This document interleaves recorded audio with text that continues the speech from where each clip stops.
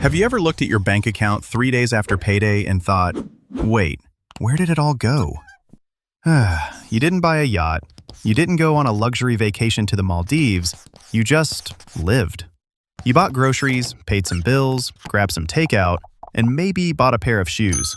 But somehow, that money vanished into thin air. If you're feeling stuck, exhausted, and like you're running on a treadmill just to stay at zero, I need you to know something right now. It is not your fault, and you are not bad with money. You just haven't flipped the $10,000 switch yet. Saving your first $10,000 is, without a doubt, the hardest financial milestone you will ever cross. It is brutally hard. But once you have it, everything changes.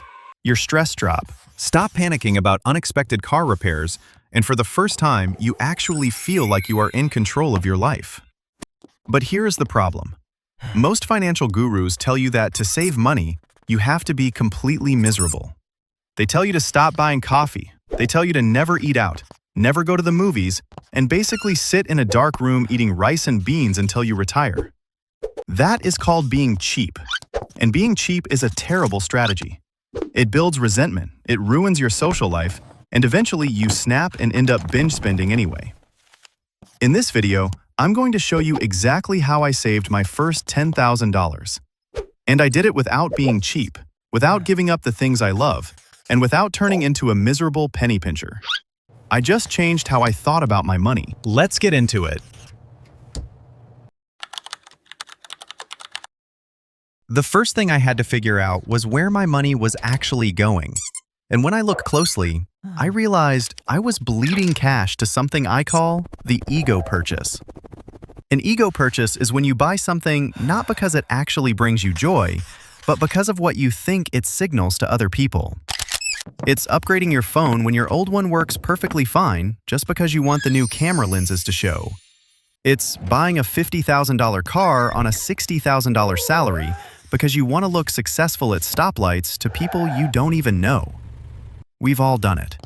We spend money we don't have to impress people we don't even really like. When I wanted to save my first $10,000, I had to stop being cheap with the things that mattered and stop spending entirely on ego purchases.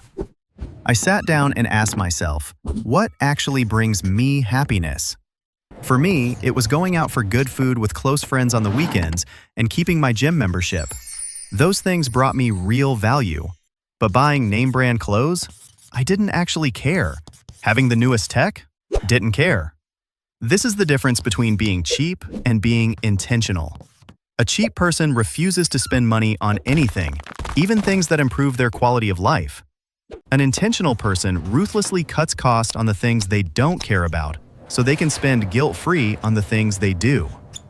Once I cut out the ego purchases, I suddenly had an extra $300 to $400 a month. And I didn't feel deprived at all because I was still buying my coffee and enjoying my weekends. I just stopped funding a fake lifestyle. Alright, so you've cut out the ego spending. But if you're still struggling to save, you are probably a victim of silent drains. Silent drains are the expenses that are so small and so automated that your brain literally stops registering them as money being spent.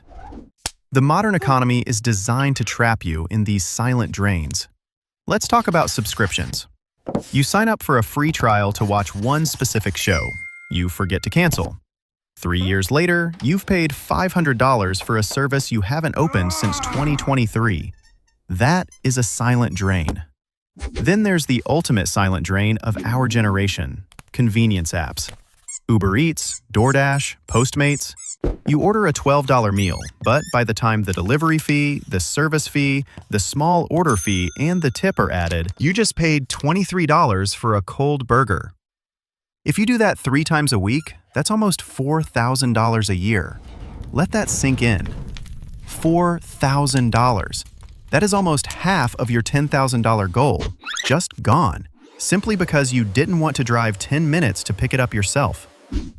I'm not saying you can never order takeout. Remember, we aren't being cheap, but you have to make it a conscious choice, not a lazy habit. I did a massive audit of my life. I canceled every subscription I hadn't used in 30 days. I deleted the food delivery apps from my phone. If I wanted restaurant food, I forced myself to go pick it up. Just by plugging these silent drains, I found another $250 a month that was just evaporating into the ether. So now you have some extra money freed up. Here is where 90% of people mess up. Most people use the leftover strategy. They get paid, they pay their rent, they pay their credit cards, they buy food, they have some fun, and they tell themselves, whatever is left over at the end of the month, I'll put into savings. Let me tell you the harsh truth. There is never anything left over. Human nature doesn't work that way.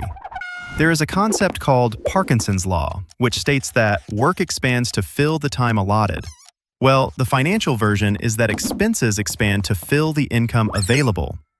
If you have money sitting in your checking account, your brain will find a reason to spend it. The only way I successfully saved my first $10,000 was by flipping the formula. I started paying myself first. The exact day my paycheck hit my account, before I paid rent, before I bought groceries, and definitely before I went to the bar, an automated transfer moved a set amount of money directly into a high-yield savings account. And here is the crucial part. I put that savings account at a completely different bank. I didn't want to see it when I logged into my normal checking app. I didn't download their app on my phone. I made it inconvenient to access. Out of sight, out of mind. By doing this, I forced myself to live on less. If my checking account was getting low by the 25th of the month, I didn't dip into my savings. I just ate whatever was left in my pantry and stayed in for the weekend. I treated that automated savings transfer like it was a tax. You don't get to argue with taxes. The money is just gone. If you want to save $10,000 without feeling the pain, automate the process. Relying on willpower is a losing game. Systems beat willpower every single time. Even with automation and cutting out ego purchases, the temptation to buy stuff is everywhere. Marketers are spending billions of dollars to figure out how to trigger the dopamine in your brain to make you hit that buy now button. To protect my growing savings, I implemented one simple psychological trick. It's called the 72-hour rule. Whenever I saw something I wanted to buy online, whether it was a new jacket, a gadget, or something for my apartment, I was not allowed to buy it that day. I had to add it to my cart, close the laptop, and wait exactly 72 hours. Here is what is fascinating about human psychology. When you see an item, your brain gets a spike of excitement. You imagine how cool you'll look or how much better your life will be. But that emotion has a very short half-life. Then, if you wait 72 hours, the emotional high wears off and logic steps back in. I've found that 80% of the time, after 3 days, I didn't even want the item anymore. I realized I was just bored or stressed when I added it to the cart. And for the 20% of things I still wanted after 3 days, I bought them, guilt-free. Because at that point, I knew it wasn't an impulse buy, it was a value purchase. This one simple rule saved me thousands of dollars during my journey to $10,000. I'm not going to sugarcoat this. Getting from $0 to $10,000 is a grind. When you start investing later in life, compound interest does the heavy lifting for you. But when you are starting at zero, there is no compound interest. It is 100% your own heavy lifting. It's your own discipline, your own sweat, and your own patience. When you only have $1,000 saved and you manage to save another $100, it feels like a drop in the ocean. It feels useless. You look at the math and think, this is going to take forever. But you have to trust the process. Because something magical happens when you hit 5 figures. When you hit $10,000, your mindset shifts. You are no longer living paycheck to paycheck. Even if your car breaks down, it's an annoyance, not an absolute disaster that ruins your month. If you hate your job, you suddenly realize you have enough runway to quit and look for something else. You stop acting from a place of fear, and you start acting from a place of abundance. And the math starts working in your favor. If you invest that $10,000 and it grows by 10% a year, That's $1,000 of completely passive money being added to your pile without you lifting a finger. The first $10,000 is a brutal climb, but the next $10,000 is surprisingly easy. You don't have to be cheap to build wealth. You just have to be intentional. Stop funding the ego purchases. Plug the silent drains. Automate your savings so you can't self-sabotage.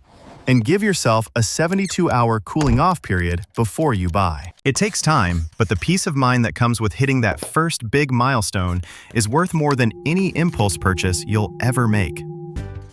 If you found value in this video, hit that like button. It really helps the channel out. And let me know in the comments down below, what is one silent drain you realized you've been paying for recently? I'll see you guys in the next video. Keep building and stay intentional.